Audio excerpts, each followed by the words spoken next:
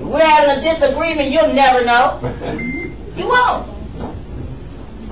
Because when it's your passion, you do it when you don't feel like it. You do it when you're tired. You do it when you're sick. I don't have sick days.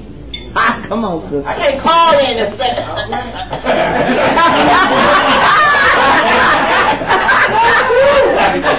don't have sick days. When it's on my calendar, I show up. When it's on your calendar, show up. Show up. I don't care if it's one or two people in the room, show up and do what you're supposed to do. It's just sowing seed, it's laying a foundation. I'm telling you, I never knew that all of the things that we've gone through in life would have brought me to where I am in my life right now. I never would have thought that. Who would have ever thought that after going through all of the issues and the things that I've gone through, that I'd be a guest on the Judge Hatchett show as a mentor. I'd never been a mentor. I didn't even know what a mentor was when they called me. I didn't. But I said, yes ma'am, sure will, sure can, and I did it. I figured it out along the way. 4 magazine publications last year. Toby and I's story. Major national magazines. Who would have ever thought that? Who? Interviewed by Oprah's producers and Montel's producers and 2 magazines this year. Who would have ever thought that? And my book, Unarmed but Dangerous, I wrote my own book. How many books are in this room? I did it. It wasn't easy, but I did it. The odds were stacked against me, but I did it anyway. Come on now. I figured it out. And you got that same? It's in your hand. I see it right now. Anything you want, I see it. I see it. I see it in this room.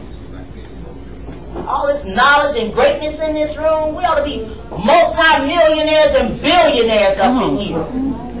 With all of these connections and knowledge, and it's awesome. The sky's the limit. If you want it, go get it. Go figure it out. Nobody gave me anything. Everything I have, I worked hard for. We worked hard. We sacrificed. We did it when we didn't feel like it. And I'm not satisfied. Because when we get satisfied, we stop. George Washington Carver says, do what you can, where you are, with what you have, and never be satisfied. I will never be satisfied with my life and where I am. Because I don't want to get stuck. I don't want to park. I don't want to stop. I don't want to ever stop doing what I was created to do. Come on now.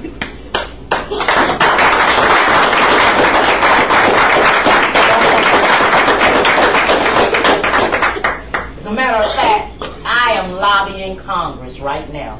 And I need your support. I need everybody in this room to write on a piece of paper their email address. And I want everybody in this room to take my business card and email me. What I'm lobbying Congress for is because I've been traveling this country, as I said, for more than 12 years. In and out of airports. I'm lobbying Congress for family assisted restrooms. I'm tired of having to find somebody to stand at the female or the women's restroom door while my husband assists me. I pay for my ticket just as everybody else does. I'm tired of it. I've been doing it too long. So I wrote a letter to every congressman, senator, governor, legislator, airport official. Who else did I write that letter to? Government official.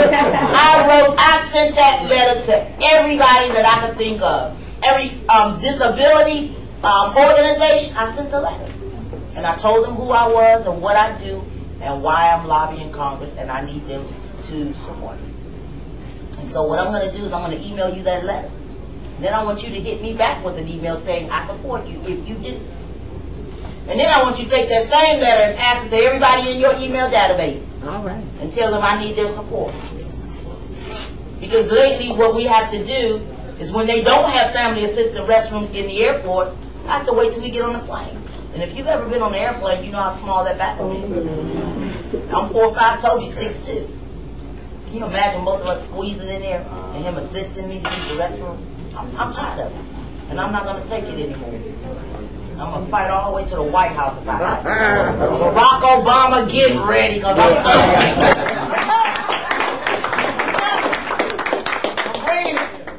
bringing it. I need your support. You got it. I figured it out. That all I had to do was do what I do. You know? And that's who I am. I'm unarmed and dangerous. If you're sick and tired of being sick and tired, if you're stuck in your life and don't know how to move or get it in drive again, purchase Unarmed and Dangerous. It will change your life.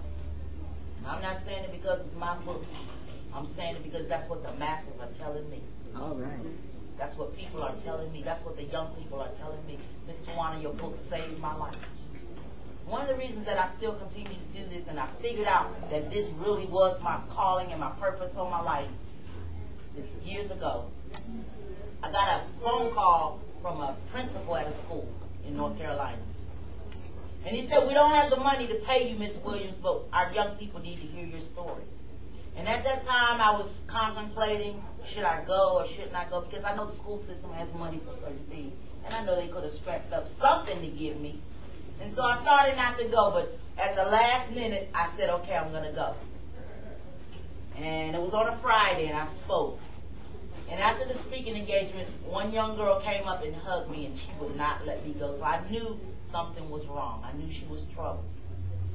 And about a week later, I got a letter in the mail from this young lady. She didn't say it was her, but I knew it. And in this letter, it said, Miss Tawana, you saved my life. She said, you spoke at my high school last week, and my assignment was on that Friday night was to go home and take my own life. I was supposed to commit suicide. She said, but God sent you to save my life. She said, I can now live because of what you said.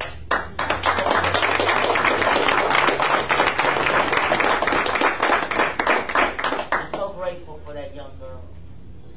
And from that point on, I always knew this was my passion, but I really knew it. I really knew that I was doing what I was supposed to do. That was my aha moment. I was like, okay, this is really it. So whose life are you going to change? What seed are you going to plant in some young person's mind or heart to let them know that they can do it, that they can make it? It doesn't matter about your circumstances or your environment. You don't have to succumb to that. It doesn't matter what people have told you and how many people have said, you can't do it. You can do it. You can make it. You can take it. We're winners. We were born to win. The power is in your hands, ladies and gentlemen. It's up to you. So what are you going to do with it? What are you going to do with the gifts that God has given to you?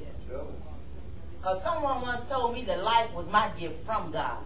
And how I lived it was my gift back to God. Come on now. So how are you living? How are you living if your gift is life from God? How are you living your life? Are you living mediocre? Are you going through life just being a volunteer victim, signing up for everything bad to happen to you? Think about that. Or are you doing it? I make things happen for me. I have no other choice. When the world told me years ago, Doc, that they wouldn't hire me, what was I crazy enough to do? I created my own job. Come on. I created my own job. I created my own job. I am the CEO of Tawana Williams Outreach. I write my own checks. As I said, I don't have sick days. I can't afford sick days. Somebody's life might depend on it. You guys were depending on me to be here today. What if I would have called yesterday and said, I can't come? I'm not coming. I'm not going to show up. You want it? Go get it. Make it happen for yourself. Make it happen. Figure it out. Figure it out. I want to quickly tell you, how much time do I have? Okay, I got a story to tell you about how I figured it out. I was only 9 years old, ladies and gentlemen. And I have 3 sisters. And I was so used to them and so dependent on them to help me. They got me one day. I came in the house from school. I was dancing because I had to use the bathroom. I went to my older sister, Melissa. I said, Melissa, help me. Can you pull my pants down? I got to use the bathroom. She looked at me and said, T, what would you do if I wasn't here? Go figure it out. So I went to my other sister, Angie. I was still dancing. I was like, Angie, can you help me? Can you pull my pants down? I got to use the bathroom. She said, Tawana Jean. She said, what would you do if I wasn't here? Go figure it out. So by this time, I'm mad. But I had one more sister. I went to my baby sister, Niecy. I was shaking, and Niecy was my girl, because I always helped her, and I knew she was going to help me. And so I went to Niecy dancing. Niecy, can you help me? Pull my pants down. I got to use the bathroom. She said, T, what would you do if I wasn't here? Go figure it out. Now, by this time, I'm mad. I got 3 sisters. I was like, I'm calling my mama. But mama was at work, and we know back in the day, you didn't call mama at work. If it was an emergency, you didn't call mama at work. So I was mad. I was crying. I was devastated. I was like, how dare them treat me this way? I'm their sister. But they helped me. So I went in the room, and I was still shaking, and I sat on the bed, shaking and crying, shaking and crying. God help me, God help me. In that instant, I got up. I didn't know God then. I got up. He said, go to the closet. I went to the closet, opened my closet door with my chin in my shoulder, and there were my clothes and clothes hangers. Y'all remember the wire clothes hangers back in the day? God said, get that clothes hanger. I stepped up on my tippy toes, and I reached it with my mouth, and I dropped it to the floor. I grabbed the clothes hanger with my foot, and I slid it over to the bed. I sat down on the bed, looking at the wire clothes hanger, still having to use the bathroom, saying to myself, what in the world am I doing? I looked at the clothes hanger. I grabbed that clothes hanger with my feet, and I stretched it as if it was a bow, like a bow and arrow, with the hook to the clothes hanger pointing down.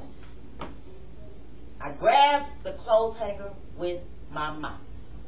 And I looked down, and God said, you got it. This is going to be your hand. And so I said, okay, I figured out how to pull them up. How am I going to get them down? That's the main issue right there. I had to get them down because I had feet.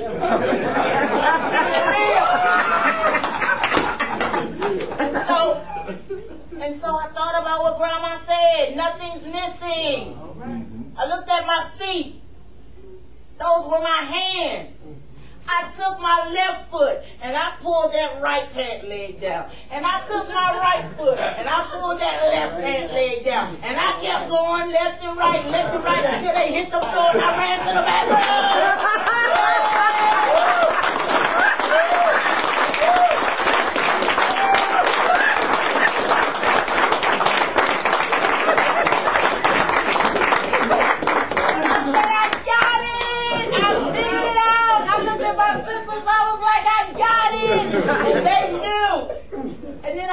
did my business and everything, I got that clothes hanger in my mouth and I wrapped the cloth around the top so it wouldn't hurt my teeth. Now to pull them up, this is a trip, but you know, just go with me for a moment. And so to pull them up, I took the hook of the hanger. Picture this hanger in your mind now, bent like a bow. I took the hook to the hanger and I grabbed it through the left side of the loop on my jeans, belt loop. And I pulled on the left side, and I pulled on the right side, and I looped and looped and looped with that hook. That was my finger, and I did it. It was powerful. I figured it out. That's right. I had no other choice. It was either figure it out or pee on yourself. And that wasn't an option. I was 9 years old, Doc. I didn't play that. And me and my sisters, we danced and they just showed me so much love. They helped me. Right. They pushed me. They made me figure it out. So what's going on in your life that somebody needs to push you to do? I'm here to do just that today. You heard my story. There's no shame in my game. I figured out how to survive being gang raped. I figured out how to survive being raped by my stepfather. I figured out how to survive and get through the struggle of crack cocaine addiction. Somebody told me once a crackhead, always a crackhead. Come I on don't now. think so. Wow.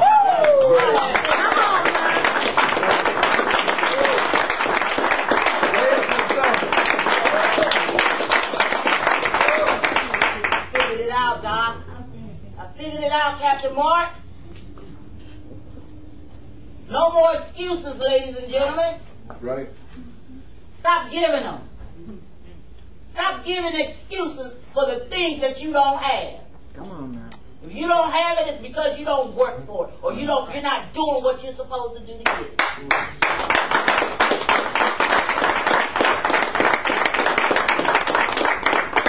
You want it? Go get it. Go get it. I did, and I'm still going. I'll never be satisfied with where I am in my life. Never. Somebody write that down. Never be satisfied. I'll write it down. Because when we get satisfied, we don't do anything else. Never be satisfied. Okay. 6 points quickly, and I'm not going to elaborate on them. I just want you to write them down. First thing, total commitment. Write it down. Total commitment. Giving it your all. That's what it means. Doing it when you don't feel like it. That's what it means. Sacrifice, seed, sowing, giving, loving, sharing. Total commitment. Next thing, accountability. Accountability. It is you. Stop blaming other folk. It's you. That's powerful right there. It's you. You want it, you go get it. The next thing, willingness. Willingness. Be willing to do whatever you have to do to get it. Be willing to do what others won't do in order to have the things that others won't have. That's why I'm unarmed but dangerous, because I do it when I don't feel like it, Doc. Because I keep coming back again and again, Jerome. And Carol. All right. That's what I'm talking about. Accountability. It's you. Willingness. You got to be willing to do it, young man. The next thing is action. Action. Do it. Make it happen. Don't talk about it. Do it. Do it. Talk is cheap. Talk is cheap. It's not enough to think about it, dream about it, or talk about it if you're not willing to take action and do it. Come on. Next thing, never give up. Never give up.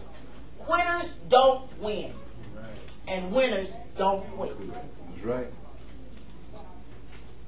Never give up. Where would I be if I had given up? I'd probably be somewhere in a nursing home with somebody rolling me, flipping me, and wiping me. But I don't think so. Because I'm unarmed but dangerous.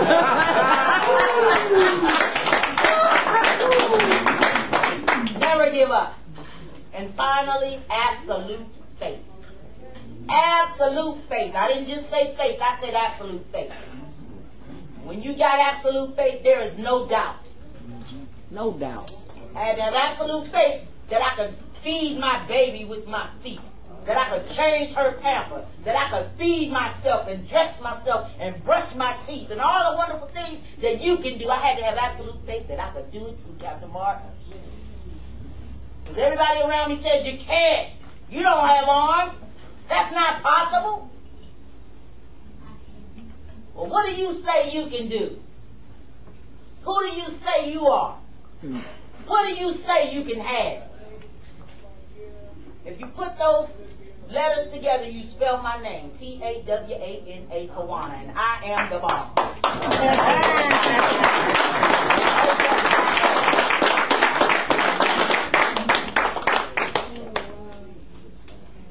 You hold yourself accountable. Excuse me, you make a total commitment to the things that you want in life. You hold yourself accountable to getting them. You say, I'm willing to do whatever I got to do to get there. And I'm going to take action every day. I'll never give up and have absolute faith. If you do those things, you too can be unarmed and dangerous. Doesn't have anything to do with the fact that I don't have arms. And that title, it came from who I am on the inside. You don't need a gun. Your gun is your mind. Come on. Your skills. Your gifts. The gifts that God has given to each of us. Each of us. You got it. I'm going to be your Grandma Rogers today. I told you what my Grandma Rogers told me at 4 years old. She said, you must not have needed arms because God didn't give them to you. She said, nothing's missing. I'm Grandma today for somebody who has not been told that they can do it. That they have what it takes. I'm your Grandma Rogers today, young man. So what book is in you? What song is in you? What CD, DVD, movie, great speech is in you? What's in your hand? It's powerful. What's in your hand? You got it. Whatever you want to be in your hands is in your hand. If you want slack, it's there. You want slothfulness, that's there. You want procrastination, it's there too. Mediocrity is there too. But I see greatness in these hands in this room. I see great things.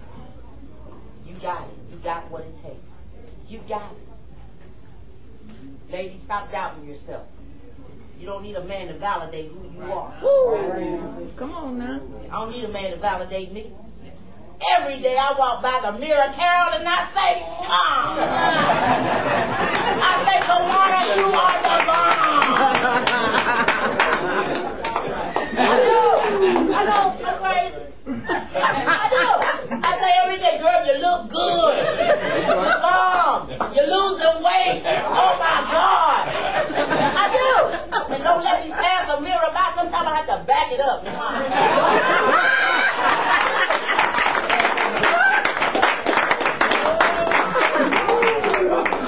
You know what I'm saying? You might not think I'm all that, but I do.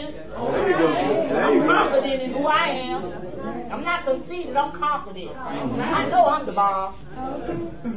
I'm like Muhammad Ali. Before he knew he was the greatest, what was he saying? I am the greatest. That's right. That's right. Before I knew I was the bomb, I was saying, I am the bomb. My husband told me he loves me with everything in him. And he tells me every day, girl, you look good, I love you. I know. I don't need nobody to tell me. I know who I am. I'm here to let the ladies in the room know. You don't need a man to pat you, to validate you. Validate yourself. You better bring it when you leave the house. You better tell yourself you are great, and you can do it. Whatever your word may be, find your word and tell yourself. Mine is the bomb. I just love that word. Whatever your word is, find it. Validate yourself. I tell people every day, shoot, if I had a hand, I'd high five myself. Good, I high five myself, God.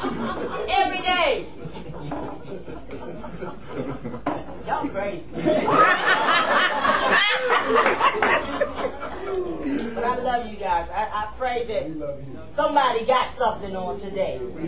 Somebody got something. I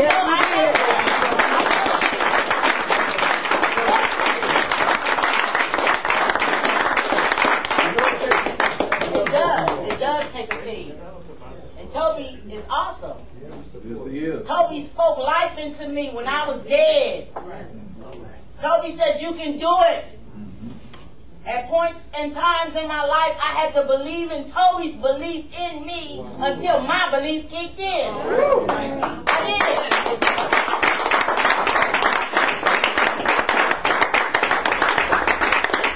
did. True story. In 1995, we were living in Oakland, California, and I was having the biggest pity party of my life. And I'm serious right now. Toby looked at me and said, stop it. He did. He said, you got what you need. I mean, my pity party was so big, Jerome, I had the cake, the candles, the balloons. I was even wearing the t-shirt. Do you hear me? I had it going on. Toby said, stop. He said, God told me to tell you that you can draw. I was like, man, you must be tripping. I was like, God ain't told me. He ain't told me that. And I thought if God told somebody else, he was going to tell you first. But anyway, Toby said, okay, whatever. When I get home from work, have me a picture drawn. I was like, yeah, whatever. Went to work. Began to be around 3:30. I said, uh-oh, I better get up and get busy because Toby will be home at 5 o'clock. So I got a pencil and paper and I just started drawing what was before me. I drew the entertainment center, the clock on the wall, the picture, the plant, the VCR. That was VCR days, right? The VCR. And it blew my mind, Captain Mark, when I looked at the picture. I was like, oh my God, I did it. So I had to believe in Toby's belief in me until my belief kicks in. I'm here to let you know I believe in you.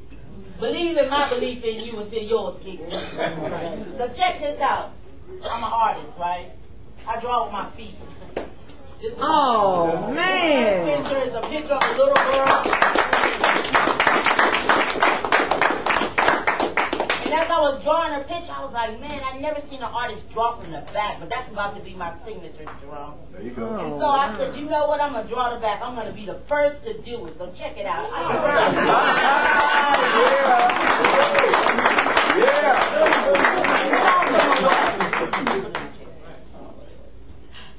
The next picture we're going to display is my mentor, Les Browning. When Les knew I was going to draw him, he was like, Tawana, make sure you... He was like, Tawana, make sure you make me look 25 years younger. So I was like, okay. And this is my rendition of Jesus. Let's see.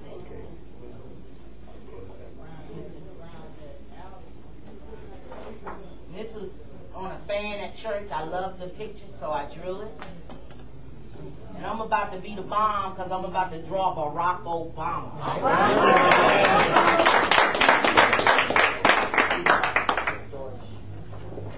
Dorian boots for the kids. Love it. This is just a little bit of my artwork, and we do sell my artwork. We have books. We have my artwork. If you want to see some demonstrations, I told you I'm the bomb. I told you how I had to figure things out. Well, I got my DVD, and it shows you how I brush my teeth and how I took care of my daughter and how I do this and do that daily, how I work on the computer. I'm the bomb. I type 35 to 40 words a minute with my feet.